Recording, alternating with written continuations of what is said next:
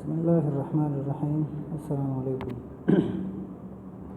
Today our topic is factor affecting photosynthesis. آج کا ہمارا ٹاپک ہے کہ فوٹوسنتھسس پر کون سے فیکٹرز، کون سے عوامل اثر انداز ہوتے ہیں، یعنی اگر وہ فیکٹرز نہ ہو تو فوٹوسنتھسس کے عمل میں یا فوٹوسنتھسس کا عمل پھر کیسا ہوتا ہے. پچھلے کلاس میں ہم نے اسٹرکچر آف لیف پڑھا تھا، پتے کا ساخت. تو پتے کے ساخت میں نے آپ کو بتایا تھا کہ اگر آپ انہیں مائکروسکوپ کے ذریعے دیکھیں تو اس میں مختلف قسم کے پارٹس نظر آئیں گے. اس میں مختلف پارٹس میں نے ڈسکرائب کیے تھے. ایک کیوٹیکل ہے، ایپیڈرمس ہے، میزوفل ہے، زائلم اور فلوئم، یہ سب چیزیں اس میں شامل ہے. تو لیف کا اسٹرکچر ہم نے پڑھا تھا. تو لیف یہ بہت ہی امپورٹنٹ پارٹ ہے، امپورٹنٹ جز ہے پلانٹ باڈی کا، پودے کے جسم کا. تو اس میں ہم فیکٹر سے پہلے ہم لیف اس پر ایک نظر ڈالتے ہیں کہ leaf is an excellent site for photosynthesis. کے فوٹوسنتھسس کے لیے جو لیف ہوتا ہے، پتے ہوتے ہیں، یہ بہت ہی اہم سائٹ ہے، جگہ ہے جہاں پر فوٹوسنتھسس ہوتا ہے. تو میں نے آپ کو پہلے ہی بتایا تھا کہ leaf is the food factories for plant. کے جو لیوز ہوتے ہیں، پتے ہوتے ہیں، یہ پلانٹس کے فوڈ فیکٹریز ہے، یعنی اس میں فوڈ خوراک تیار ہوتا ہے. تو لیف یہ بہت ہی امپورٹنٹ ہے. اس میں آپ دیکھ لیں کہ پلانٹ میں اسٹیم بھی ہوتا ہے، روٹ بھی ہوتے ہیں، فلاور بھی ہوتے ہیں، لیکن جو امپورٹنٹ پارٹ ہے ان سب کے علاوہ وہ لیوز ہے، پتے ہیں. تو پتوں کے کچھ کریکٹرسٹکس ہے، اس کے کچھ خصوصیات ہے جس کی وجہ سے یہ پلانٹ باڈی میں بہت زیادہ اہم ہے اور پلانٹ باڈی کے لیے خوراک فوڈ تیار کرتی ہے. تو اس کے کچھ کریکٹرسٹکس ہے، خصوصیات ہے جس کی وجہ سے یہ بہت ہی اہم پارٹ ہے پلانٹس کا. تو اس میں آپ دیکھ لیں پہلا نمبر کہ اس میں میں نے اسٹرکچر میں آپ کو بتایا تھا کہ ایپیڈرمس کے بعد میزوفل ہوتے ہیں.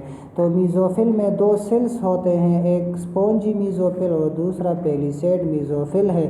لیکن اس کے علاوہ اس میں ایک اور چیز ہے اور اس کو کلوروپلاسٹ کہتے ہیں. کلوروپلاسٹ میں نے آپ کو بتایا تھا اس میں کلوروفل ہوتے ہیں، گرین پیگمنٹس ہوتا ہے جو فوٹوسنتھسس کے لیے بہت زیادہ امپورٹنٹ ہوتی ہیں.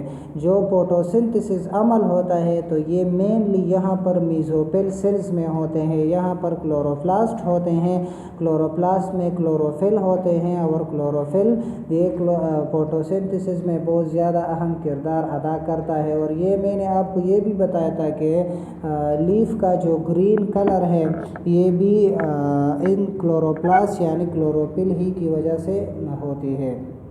اس کے بعد سیکنڈ نمبر کریکٹرسٹک یہ ہے کہ یہ پتا آپ دیکھ لیں تو یہ بہت تھن ہوتا ہے، پتلا ہوتا ہے. جو پتے ہوتے ہیں، لیوز ہوتے ہیں، یہ بہت تھن ہوتے ہیں، پتلے ہوتے ہیں. تو پتلے ہونے کی وجہ سے اس میں جو گیشیز ایکسچینجنگ ہوتے، کاربن ڈائی آکسائڈ اور آکسیجن کی جو ایکسچینج ہوتی ہے وہ بہت ہی آسانی کے ساتھ ایزیلی ہو جاتی ہے تھن ہونے کی وجہ سے. اس کے بعد تیسرا کریکٹرسٹکس یہ ہے کہ اس میں اسٹومیٹا ہوتے ہیں. اسٹومیٹا میں نے آپ کو بتایا تھا کہ گیشیس ایکسچینجنگ میں گیسوں کے تبادلے میں بہت زیادہ اہم کردار ادا کرتا ہے. تو گیسیس ایکسچینجنگ یہ بھی لیف کے ذریعے ہوتی ہے. تو لیفز میں اسٹومیٹا ہوتے ہیں اور اسٹومیٹا میں نے آپ کو بتایا تھا کہ اسٹومیٹا یہ لیوز میں ایپیڈرمس کے لور سائڈ پر چھوٹے چھوٹے اوپننگز ہوتے ہیں، چھوٹے چھوٹے سوراخ ہوتے ہیں جس کے ذریعے ایکسچینجنگ آف گیسوں کا تبادلہ ہوتا ہے. تو ان خصوصیات کی وجہ سے، ان کریکٹرسٹکس کی وجہ سے لیف جو پتے ہوتے ہیں یہ بہت زیادہ امپورٹنٹ سائٹ ہے، بہت ہی اہم جگہ ہیں فوٹوسنتھسس کے لیے. تو اس میں لیوز میں فوٹوسنتھسس عمل ہوتا ہے.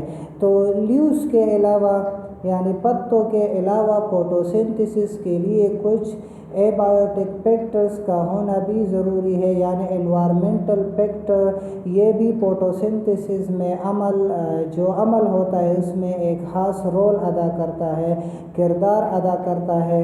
तो अब वो एनवायरमेंटल फैक्टर्स, वो अवामिल कौन कौन से हैं जो फोटोसिंथेसिस में मदद देते हैं या इसके ज़रिए फोटोसिंथेसिस असरअंदाज होता है, उस पर असर पड़ सकता है। तो इससे पहले मैंने आपको बताया कि लीफ ये फोटोसिंथेसिस के लिए बहुत ज़्यादा अहम साइड है और प्लांट के लिए फूड फैक्ट्रीज है। लेकिन इसके अलावा फोटोसिंथेसिस में और भी फैक्टर्स है जो इसमें मदद देते हैं फोटोसिंथेसिस के अमल में।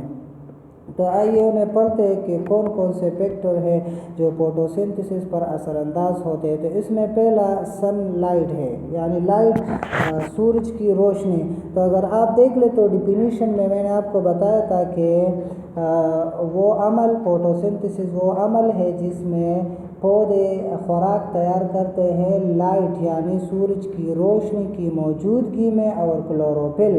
तो लाइट यानी जो रोशनी होती है सनलाइट की, ये बहुत ही इम्पोर्टेंट है, अहम है फोटोसिंथेसिस के लिए। अगर सनलाइट इसकी इंटेंसिटी इंक्रीज़ हो जाए तो फोटोसिंथेसिस इसका रेट यानी इसका जो मिकदार होता है वो भी बढ़ जाता है। अगर लाइट की इंटेंसिटी कम हो जाए तो जो फोटोसिंथेसिस अमल होता है वो मुतासर होता है, उसका जो रेट होता है वो भी कम हो जाता है। और आप देख ले अमूमन जो रात होती है तो रात के वक्त फोटोसिंथेसिस अमल स्टॉप हो जाता है, ये नहीं होता है क्योंकि सनलाइट नहीं होती है। तो सनलाइट ये पहला फैक्टर्स है जो फोटोसिंथेसिस के लिए बहुत ज़्यादा इम्पोर्टेंट है। तो अगर सनलाइट ना हो तो फोटोसिंथेसिस अमल ये मुतासर हो सकता है। तो लाइट ही की वजह से फोटोसिंथेसिस अमल ये होता है। इसके बाद सेकेंड नंबर जो फैक्टर है तो वो है वाटर यानी पानी। तो इक्वेशन मैंने आपको बताया था फोटोसिंथेसिस के लिए कि कार्बन डाइऑक्साइड प्लस वाटर के कार्बन डाइऑक्साइड और पानी ये दोनों मिल जाए तो सनलाइट और क्लोरोफिल की मौजूदगी में तो उस में पौधे अपने खुराक तैयार करते हैं यानी फोटोसिंथेसिस अमल होता है।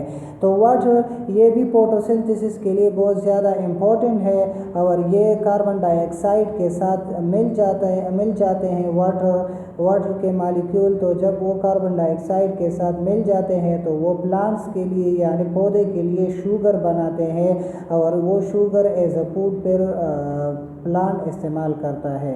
इसके अलावा आप देख ले तो प्लांट्स ये जड़ों के ज़रिए रूट्स के ज़रिए पानी जज़ब करते हैं। तो इसमें ज़्यादातर जो वाटर होता है यानी पानी होता है तो ये स्टोमेटा के ज़रिए प्लांट के सेल से एवापोरेट्स हो जाते हैं, आबी बुखारात में तब्दील हो जाते हैं और उसमें जो पानी इस्तेमाल होता है फोटोसिंथेसिस के अमल में वो सिर्फ 2% है। 2% पानी ये फोटोसिंथेसिस के अमल में इस्तेमाल होता है और बाकी जो पानी होता है वो एवापोरेट्स होता है। ये प्लांट बॉडी के जिस्म से उसके प्लांट बॉडी से ये निकल जाते हैं। लेकिन पानी ये फोटोसिंथेसिस के अमल के लिए बहुत ज़्यादा इम्पोर्टेंट है कि कार्बन डाइऑक्साइड और पानी ये मिल जाते हैं और फोटोसिंथेसिस के अमल में मदद देते हैं और खुराक तैयार करते हैं और वो खुराक है शुगर।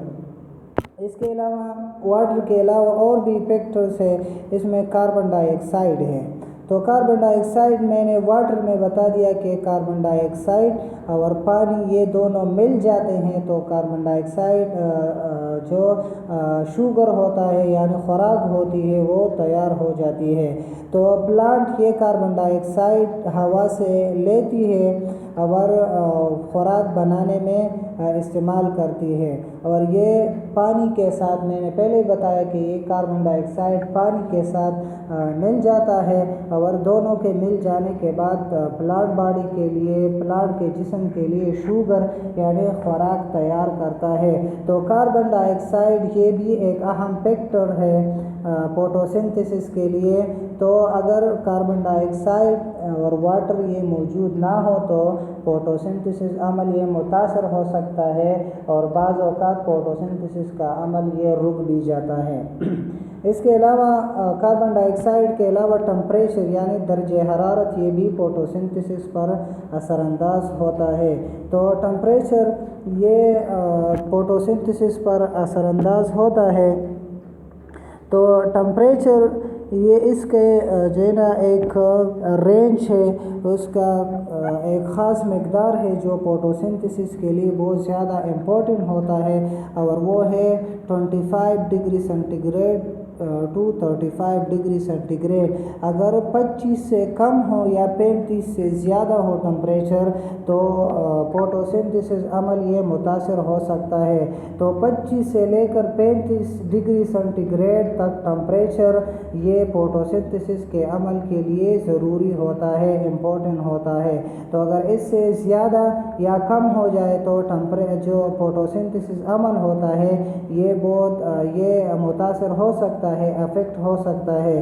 تو یہ وہ فیکٹرز تھے، لائٹ، واٹر، کاربن ڈائی آکسائڈ، ٹمپریچر، یہ وہ فیکٹرز تھے جو فوٹوسنتھسس کے لیے امپورٹنٹ ہوتے ہیں۔ اس میں ایک اور فیکٹر کلوروفل بھی ہے۔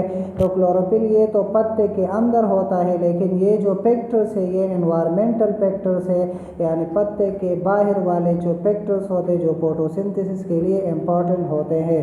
تو اس کے علاوہ کلوروفل بھی ہے جو فوٹوسنتھسس میں بہت ہی اہم کردار ادا کرتا ہے۔ تو فوٹوسنتھسس کے عمل کے دوران خوراک تیار ہوتا ہے جو انرجی کی شکل میں، توانائی کی شکل میں یہ اسٹور ہوئی ہوتی ہے۔ پھر اس کے بعد پلانٹ باڈی جو پودے ہوتے ہیں اس انرجی کو استعمال کرتے ہیں۔ تو اس انرجی کو یہ کیسے استعمال کرتے ہیں؟ جو فوڈ میں موجود ہوتی ہیں وہ انرجی، تو وہ ایک عمل کے دوران اس انرجی کو استعمال کرتے ہیں، اس عمل کو ریسپائریشن کہتے ہیں۔ تو انشاءاللہ ریسپائریشن یہ نیکسٹ کلاس میں پڑھیں گے۔ آج کے لیے اتنا ہی کافی ہے، اور آج کے لیے آپ کا ہوم ورک ہے کہ فیکٹر کو جو فوٹوسنتھسس کے لیے امپورٹنٹ ہوتے ہیں اس کو ڈسکرائب کرنا ہے اور انہیں میمورائز بھی کرنا ہے۔ والسلام۔